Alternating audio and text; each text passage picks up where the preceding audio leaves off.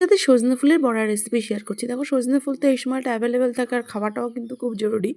আর লঙ্কা কুচি রয়েছে আর দিয়ে দিচ্ছি সামান্য চালের গুঁড়ো, মানে আতপ চালের গুঁড়ো নিয়েছি আমি, আর নুন হলুদ নিয়েছি।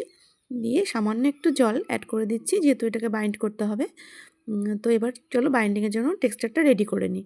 মানে ভালো করে একটু মেখে নিচ্ছি আর কি।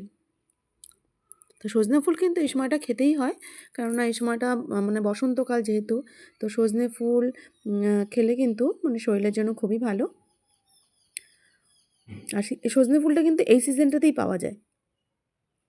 আর হালকা হালকা গরমও পড়ে গেছে এখন। এই সজনে ফুলটা যেমন বড়া আকারে করছি আমি, কিন্তু এটা কিন্তু পেঁয়াজ দিয়ে ভাজা করলেও ভালো লাগে। তো আজকে বড়ার জন্যই রেডি করে নিচ্ছি এটা। ব্যাটারটা দেখো একদম পারফেক্টলি কিন্তু রেডি হয়ে গেছে। এবার ফ্রাই প্যানে সামান্য একটু সর্ষের তেল গরম করতে দিয়েছিলাম। এবার একে একে এগুলোকে বড়ার শেপ দিয়ে নিচ্ছি।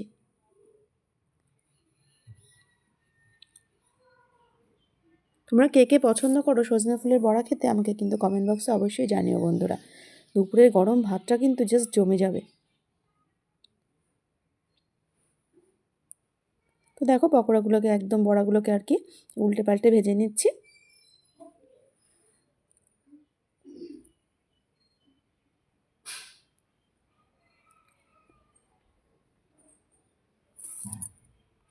দেখো বড়াগুলো কিন্তু পারফেক্টলি রেডি হয়ে গেছে। কেমন লাগলো তোমাদের আমাকে জানাও।